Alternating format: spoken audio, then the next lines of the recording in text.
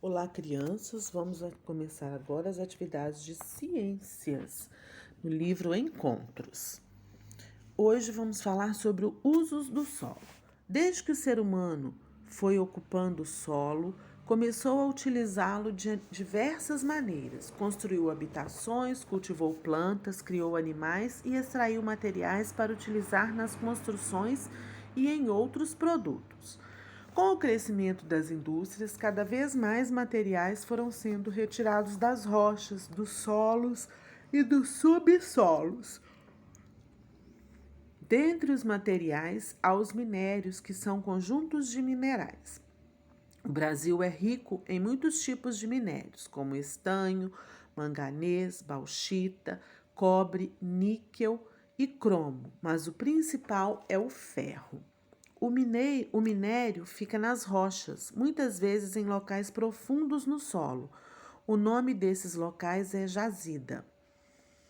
Quando se encontra uma jazida, recolhem-se pedaços de rochas contendo o minério. Esse trabalho pode ser feito manualmente, com o uso de ferramentas ou com o uso de máquinas. Esses pedaços de rochas são transportados para usinas, onde serão purificados para extrair os minérios. A mineração provoca desmatamento, poluição dos rios e solos, entre outros danos ao ambiente. Então, nós temos aí a imagem do minério de ferro nas rochas. E uma outra foto mostrando que a agricultura depende do solo. A agricultura e a pecuária dependem totalmente do solo, mas infelizmente também podem causar danos aos ambientes. Como são derrubadas grandes áreas de florestas e ainda são utilizados produtos como adubos químicos e agrotóxicos, ocorre tanto a poluição do solo como a das águas dos rios. Em todas as situações, seria fundamental o uso racional do solo, em que se utilizam técnicas que causam menor impacto, como na agricultura orgânica, em que são utilizados produtos tóxicos. Não são utilizados produtos tóxicos, né? Porque a agricultura orgânica é isso, não se utiliza os produtos tóxicos, então a gente não polui o ambiente e temos um alimento puro, né? Sem contaminação, um alimento bom. Solo e água. Observe a imagem. Ela mostra uma área que sofreu erosão, ou seja, houve desgaste e desmoronamento, que fica evidente que pela presença de buracos e rachaduras no solo. A erosão é um processo natural, mas pode ser acelerada pelos seres humanos. Como você acha que isso acontece? Vamos pesquisar? Então, gente, a erosão ela acontece naturalmente, né? Pela ação do tempo. Mas como a gente pode piorar esse processo, né? Então, aí é uma pesquisa para a gente se fazer. Que isso tudo pode ocorrer pelo corte das árvores, né? Pelo desmatamento, por também construções em lugares irregulares. Agora, nós temos aqui uma sugestão de experiência, né? Uma sugestão a ser feita aqui. Então, tem aqui todo o passo a passo para a gente entender um pouquinho mais sobre o escoamento da água e da erosão. Então, temos aí o passo a passo, é só seguir, quem for fazer, é só seguir aí, tá certo? E responder depois as conclusões aqui.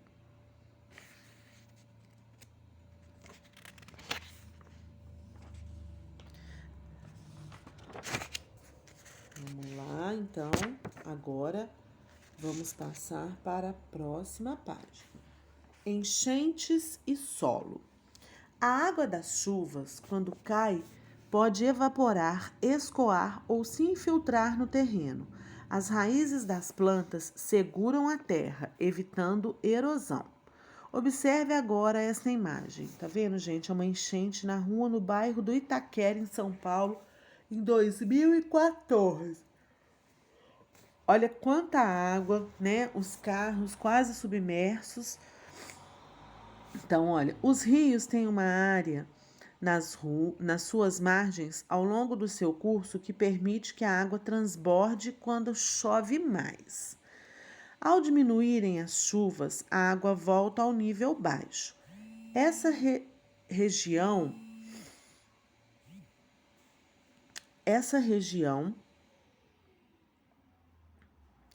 ao longo dos rios chama-se várzea.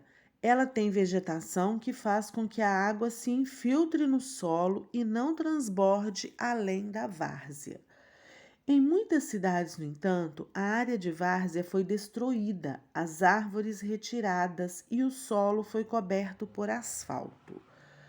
Então, gente, quando a gente está num lugar que é muito asfalto, não tem plantações, né? A terra não absorve essa água. Então, por isso causam-se tantas enchentes, porque não tem um solo para poder sugar essa água, né? Para poder. Então, eles vão passando pelo concreto, com o concreto não tem como infiltrar, então por isso acontece as enchentes, né? Muitos alagamentos. Quando chove muito, a água não se infiltra e transborda, causando enchentes. Aí aqui, olha, tem uma perguntinha, né? Então, aqui você vai se reunir com alguém da sua casa, né? Revista sobre enchentes. Você selecionará uma notícia sobre enchente, né? Com a ajuda do pessoal de casa, depois você vai ler, você vai escrever aí o que aconteceu sobre essa notícia que você pesquisou. A vida no solo. Os solos são formados pelo desgaste das rochas, pela ação das chuvas, dos ventos, pelas mudanças de temperatura e ainda pela ação dos seres vivos. Observe a ilustração abaixo. Ela mostra como os solos foram formados e como os seres vivos desenvolveram. Então aí, gente, olha, tem uma representação, né? As rochas sofrem a ação das condições climáticas. A ação dos seres vivos aumenta a fragmentação das rochas e o aumento da quantidade de material fragmentado permite a fixação de plantas maiores. Então, olha, as rochas que formam a terra foram se desgastando e formando solo. Alguns seres vivos se desenvolvem nesse solo que vai se modificando. Seres morreram, outros nasceram e vão se formando os campos e as florestas. Então, é assim que foi se formando o solo, né, gente? Então, essa ilustração aí foi elaborada, né, para que a gente entendesse melhor um pouquinho sobre tudo isso aí. Então, agora vamos ver, olha, veja o solo desta floresta. Nós temos solo da floresta amazônica, olha, muitas plantações, muitas espécies. E aqui tem uma foto, né, de umas plantações e depois nós temos uma foto do solo. Olha como é o solo, todo misturado, com folhas, com terras, né? Então, ao observar o solo da floresta amazônica na foto acima, o que você vê? Então, você vai contar pra gente aí o que você vê nesse solo aí, certo? Então, agora, nas florestas há muita vida no solo. Observe as fotos abaixo e leia as legendas. Olha, as minhocas vivem no solo, cavando túneis para se proteger, pois necessitam de umidade, e é na terra que encontram seu alimento, composto de restos de vegetais e animais. Os tatuzinhos de jardim vivem no solo e se alimentam de restos de folhas e animais do solo. Pois nós temos a formiga, é um inseto que vive com outras formigas no solo, em que cada indivíduo tem um papel no grupo. Depois, no solo das florestas, há muitos tipos de cogumelos. Todos os animais, vegetais e outros seres vivem dos seres vivos dos ambientes dependem do solo, seja para se abrigar, seja para obter alimento. Nós, né, gente? Nós necessitamos do solo para fazer a nossa moradia, para conseguir os alimentos. Nós necessitamos do solo para tudo. E agora, para se divertir, o alimento de cada dia.